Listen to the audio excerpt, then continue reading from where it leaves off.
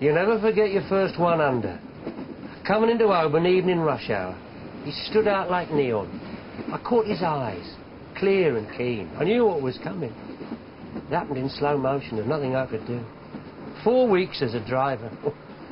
I'd be lying if I said it didn't shake me.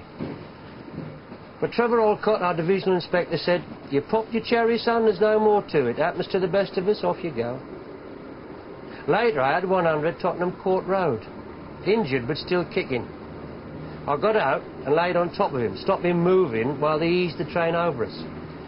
They gave me the Royal Humane Society Award for that. Imagine that. I've got it in the toilet now, for those little reflective moments. My dad had always said Edward Heath would get in over his dead body, and he was right. He went while they were counting the votes. He hadn't said much since Mum died. I thought I'd get to know him better, but no. After he'd gone, little Arthur, well, not so little then, up and went to Canada. A whole new life. I admired him for that.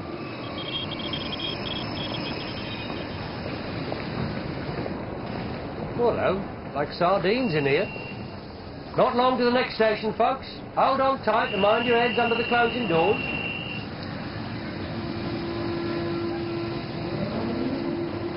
I didn't talk to him for 3 months, Jeremy.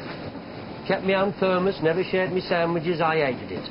Well, I mean, what's the point of having a guard you can't share a joke with? He pretended nothing was happening. Kept yabbering at me like we was best mates. Drove me mad. The 60s hit Leytonstone in 1971, or at least my corner of it. Alice joined the library, took out a Germaine Greer, and bras disappeared from her life. She decided she wanted to be a driver too. Can't take much brains, she said. Oh, cheers, I said. She asked me if I put in a word for her. I said I'd think about it. That night, the shutters were pulled up a notch. Demon negotiator, that woman. She made it and all. Got through the school, got her papers. Never would have believed it. It's funny when you think you'll end up loving somebody forever. I never did her a word of harm. But she'd made her mind up about me and wouldn't be swayed. It was just here. As I came out of the tunnel, I saw her. Platform 3 at Stratford changed my route through life. Out of the darkness and into the light. There was she, bold as brass, playing tonsil hockey with Alan Boswell. Oh, it still sends a shiver down my spine to think about it. Alison Boswell, Northern Line driver. Horrible line it is. He was well suited to it. Face like a weasel with a moustache no pencil would ever take responsibility for.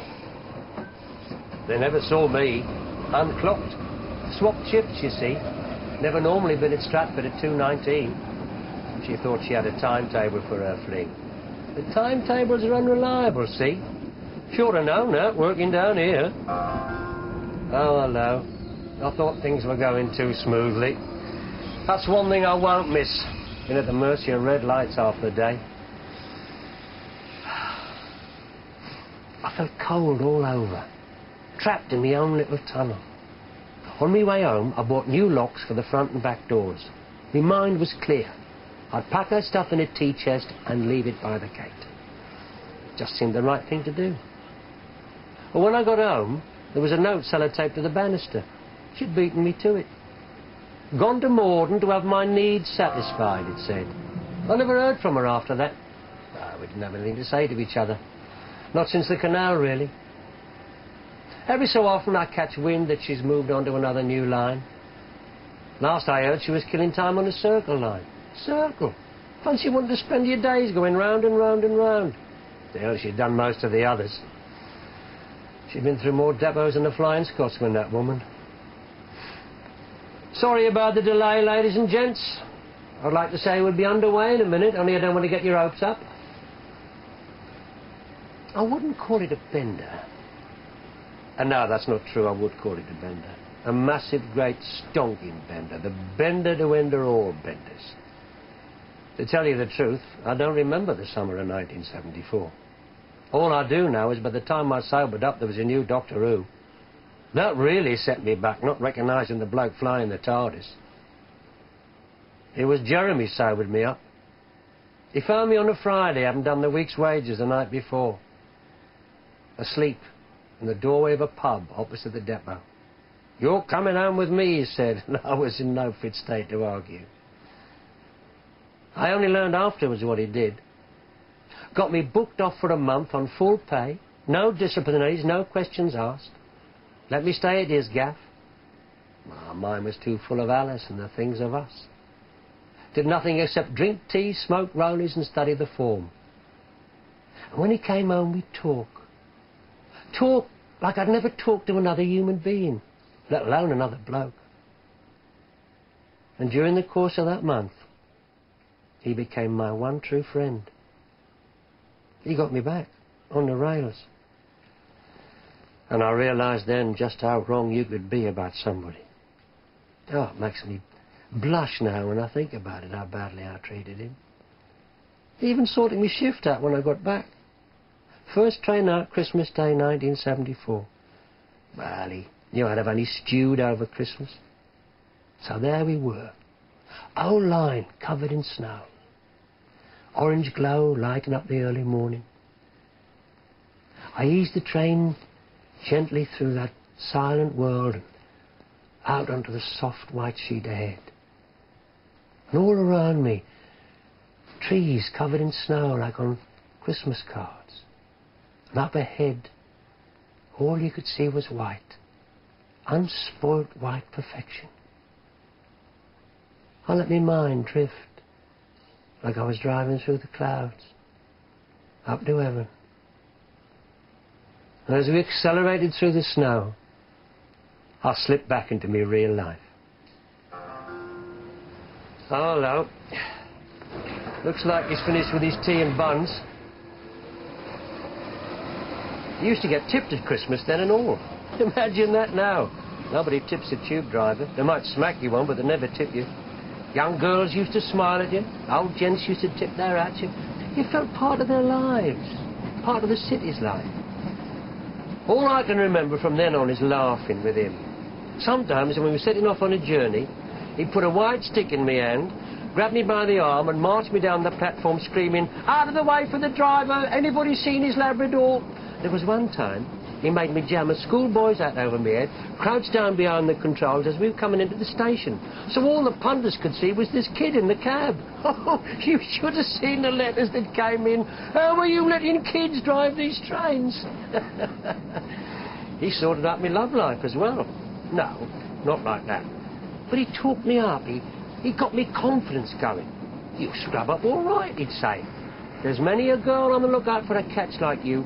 He said he'd stake his signed Julie Andrews on it. He was right and all. It's amazing what a smile can do. And of course, I like the buses, aren't they, eh? The ladies. At one stage, I had trouble juggling them. There was beautiful Elsie from the Jubilee, Debs from the District. I just seemed to attract them, I don't know why. I mean, I'm no Jack the Lad, and here I was at 55 with a string of admirers. That's when they started up the nickname, Stormin Norman. Made up for all those years I spent with Alice, I can tell you.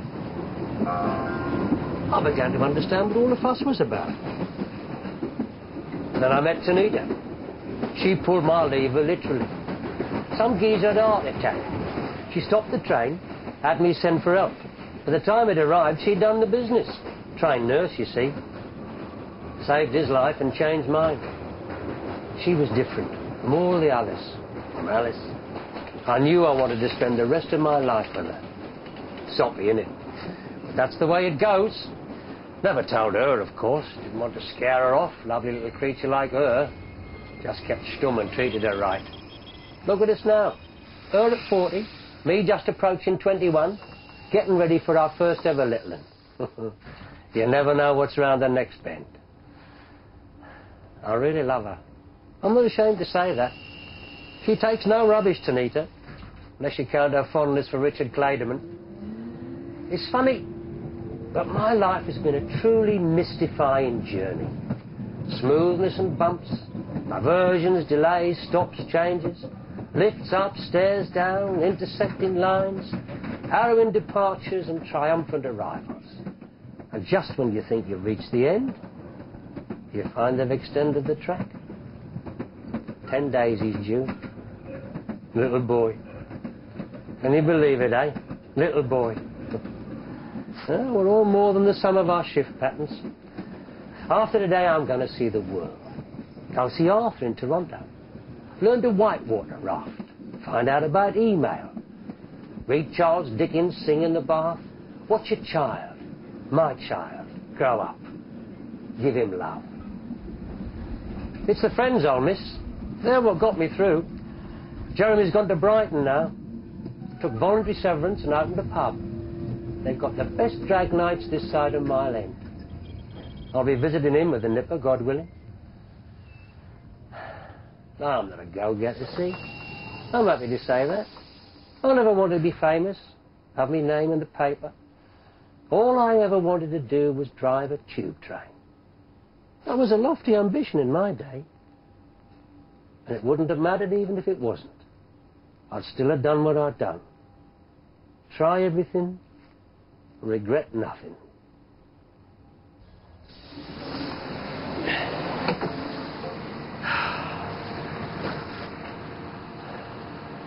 That's that then. Right.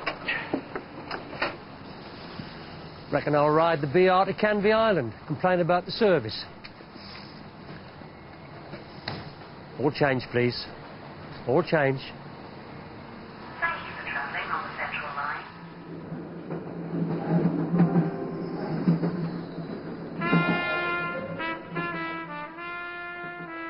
And the final monologue in this series can be seen at the same time next week with Emma Chambers in Pine Mash Show.